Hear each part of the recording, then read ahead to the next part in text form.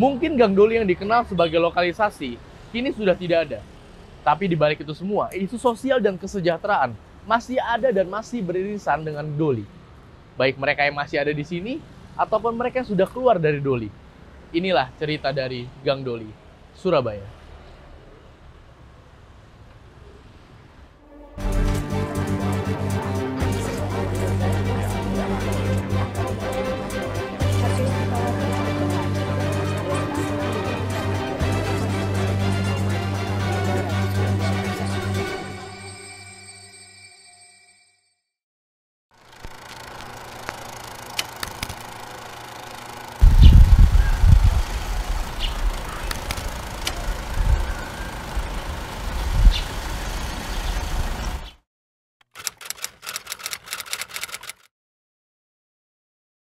Berita ini sebenarnya sudah dibantah oleh pemerintah kota. Pemkot Surabaya pun mengatakan terus berupaya menghidupkan Gang Doli sebagai pusat UMKM di sana.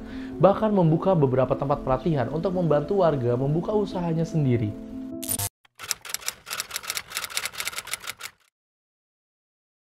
Sedangkan PSK-nya itu bukan warga sini. Ya, makanya aku menolak itu. Kenapa? Masa kasih 5 juta, mari PSK-nya 5 juta. Kalau pindah di Bali, di Jogja, ya buat apa? Nah, makanya kami nolak. Sedangkan warga sendiri nggak dapat kompensasi. Kayak gitu. Aku menolaknya dulu gitu.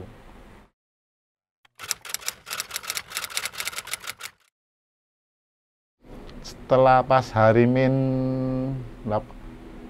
Lebaran ini H-1 itu ada pasangan plakat di Doli di 2 titik antara di Kupang sama di pintu masuk Doli. Namanya kawasan bebas prostitusi Kelurahan Putrajaya. Nah, itu chaos. Terjadi chaos, ada 29 orang ketangkap saat itu. Termasuk kakak saya ikut tangkap. Nah, setelah itu 3 hari setelah Lebaran, itu penculikan yang ikut-ikut demo. Akhirnya ada isu-isu, setelah itu saya kabur. Aku dicari-cari.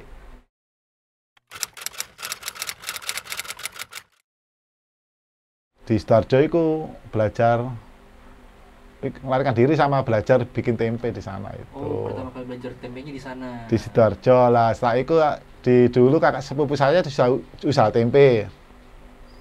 Itu aku disuruh jualan tempe, nggak mau. Soalnya penghasilannya Doli lebih banyak jualan kopi timbang tempe. Mau kelihatannya itu lebih soro akhirnya baru kan wis jualan kau mau dodol tempe akhirnya terpaksa akhirnya Doli ditutup, terpaksa giuti usaha tempe itu. Gang Doli dulu dikenal sebagai lokalisasi terbesar di Asia Tenggara. Dan pada tahun 2014, Ibu Risma sebagai wali kota pada saat itu menutup Gang Doli dengan alasan mengurangi dampak buruk terhadap anak-anak dan menekan penularan HIV atau AIDS. Sekarang ini, Doli menjadi salah satu pusat UMKM untuk memutar kembali roda perekonomian warga sekitar. Saya, Ibu Roro Dwi Prihatin Yulastuti Sutanto, produknya Samiler. Sami Jali, Samiler jarak Doli. Kalau dulu waktu penutupan, mungkin kita sebelum penutupan mungkin kita enggak ada ini. Berhubung ditutup sama Bu Risma, teman-teman dari GMH, Gerakan Melukis Harapan, membantu kampung kami untuk dilatih. Ada pelatihan membuat seperti nugget dari lele, kue kering, terus bayek mercon. Nah, ketemunya ini goreng Sami Jali. Nah, akhirnya setelah ditutup, pertama kita ibu-ibunya lain gini, makan apa ya, makan apa kita setelah tutup, memang penghasilan dari warung. Nah, setelah itu kita ya alhamdulillahnya positifnya untuk pikiran kita, demi anak-anak saya, demi anak-anak kita semua. Nah, sama PRT-nya senang gitu, ayo Bu, senang semua. Tapi di saat kita mau kerja ini sudah jadi, ayo melo ikut gitu ya. Jarang yang ada yang mau, hanya 1-2 orang saja, karena mereka mungkin masih menunggu yang ada rezeki yang maaf ya, yang kemarin Ada sebuah penelitian yang mengatakan adanya hubungan sosial yang erat dengan mucikari sebagai pusat dari jaringan sosial tersebut. Penelitian ini menunjukkan ada hubungan yang erat antara mucikari dengan anak-anak asuh mereka yang menjadi PSK. Banyak dari PSK ini yang telah menganggap mucikari mereka sebagai orang tua dan tempat bernaung. Tak jarang ketika mereka yang tidak punya uang atau tempat bernaung akan dijaga dan diberi pekerjaan oleh mucikari ini untuk membantu mereka. Kasihan bener Mbak, ada sing sakit. Kalau lihat dari, maaf ya, dari tuan rumahnya, Germo, kalau ya ada yang bagus gitu masih diobati. Kalau yang nggak ngerti, dibiarin disuruh pulang. Pernah ada di sini juga. Kalau saya tanya, maaf ya Mas, tapi dapat berapa kamu? Kesel Mbak, loro aku kena gini. Astagfirullahaladzim. Ada yang, lapokah? Kan aku gitu, lapokah? Kesel Mbak, iki nyapu, wong kasar. Allah, sakno tuh Mas, kasihan toh. Loh, aku makna ya Allah sak merek. Mereka bukan kemauannya Mas, kebutuhan bisa, ya toh, karena keadaan ekonomi di sana itu ada sampai punya anak, terus anaknya nggak bisa nganu ya, diminta sama Germo biar ditaruh di anak adike gitu, ada di sini.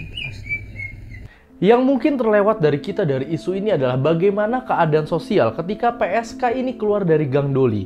Tidak bisa dipungkiri bahwa stigma yang melekat pada mereka pastinya membuat mereka sulit untuk berinteraksi dan mendapatkan pekerjaan yang layak. Belum lagi kompetensi dan ilmu yang seadanya membuat pilihan mereka dalam bekerja semakin terbatas. Di sisi lain, mereka yang keluar dari Gang Doli mendapat kompensasi uang dari pemerintah saat itu. Tapi bagaimana dengan kompensasi sosial yang seharusnya juga dipikirkan oleh negara?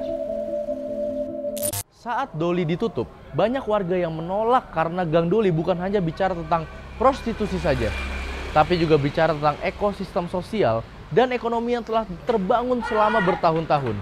Banyak yang akhirnya memulai usahanya kembali dari nol ketika Gang Doli tutup. Lalu bagaimana cara mereka bangkit? Apakah setelah 8 tahun ini pandangan mereka tentang penutupan Gang Doli menjadi berbeda?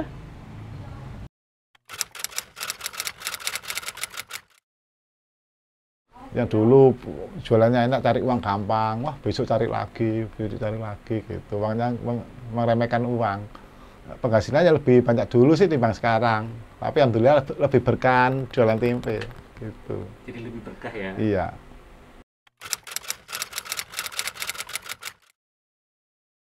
Seneng nggak seneng, seneng kan untuk ibuku yang jualan tuh rame. Nggak senengnya anakku. Anakku tuh dulu tuh sore gitu lepas, celing. Nggak ada, sampai ibuku marah. Nggak kasihan mbak mamamu ta, yang saya tuh single parent tapi harus Wonder Woman. Waktu dulu tuh jualan ini mbak-mbak tempatnya kursi kan di depan, tapi dia mangkalnya mesti di depan pintuku, kan rame tuh berisik. Nah lagi pintu ini jam 8 sudah dikunci sama ibu. Mbak boleh keluar karena banyak mbak-mbak, banyak mas om apa ya, bapak-bapak hidung belang gitu loh ya.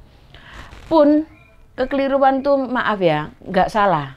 Tapi tetap salah mata. Ini ditulis Wisma. Situ rumah tangga. Masih keliru. Nah, Surabaya kan keluar tuh pastinya. Matamu etok yo. Nah, seperti itu. Marah. Mau berapa? Ngono berapa? Loh, nggak baca ya tuh rumah tangga loh. Oh maaf. Oh ketok dabakno aku gitu ngomongku. Banyak orang mabuk. Anak apa ya? Preman kampung gitu ya. Kalau orang-orang mabuk gitu kan delosor kita, aku tahu sendiri gitu, malah didedes seperti itu ya. Didedes itu langsung diambil gitu loh. Kalau enggak dipepet, situ kan ada jalan tembusan di makam. Pepet situ arahnya, diantemi, dipukuli rame-rame. Ya aku bersyukur karena sudah ditutup tuh, bersyukur Mas. Demi anak-anak kita. Gitu loh. Terima kasih untuk Bu Risma. Terima kasih. Untuk anak saya, untuk saya. Untuk semuanya mungkin ya.